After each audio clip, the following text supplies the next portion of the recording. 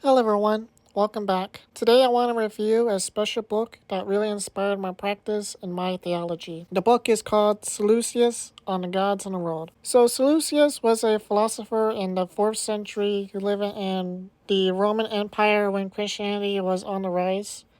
So Sallust and Julian, they wanted to reconstruct the old Hellenist religion into a new one. So I first heard this book when Pick the Pagan reviewed it. And this book really blew my mind. At first, it was really hard to understand because philosophers love to use big words and drawn out sentences. And you're kind of like, what?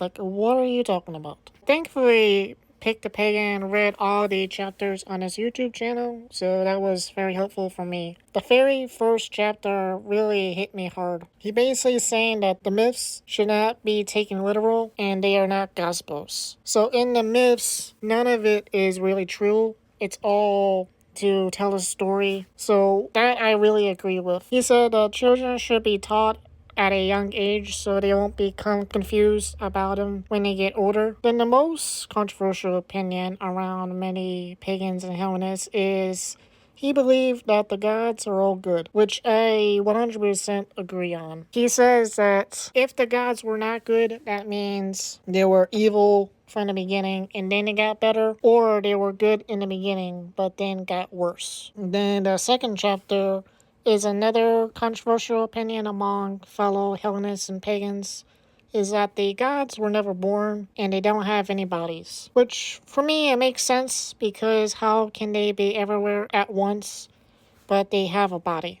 It kind of limits them. Then he also talks about how the world was created, how the gods created it, and why there are 12 gods. He also explains why the myths were created, that there are 5 different types of myths. He also talks about the soul and how the soul is good and was created by the gods. The other big one, he explains that the gods don't need anything, that they don't turn to your side just because you give them offering, or if you forgot to give an offering or a prayer, they become mad at you. So he explains the reason why is so we have to line ourselves up with them before we do an offering. So basically, to get in the right mindset or framework that the gods are. He also talks about virtue and vice and how that plays out. The one thing that I thought it was cool is he explains why evildoers don't get punished right away. Which to me, I always wonder about that. Because,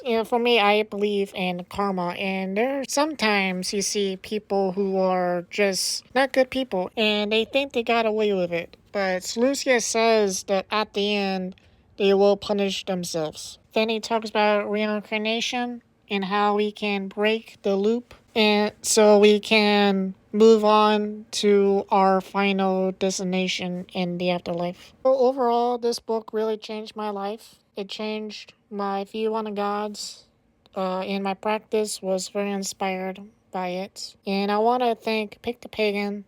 Thank you for reviewing that book.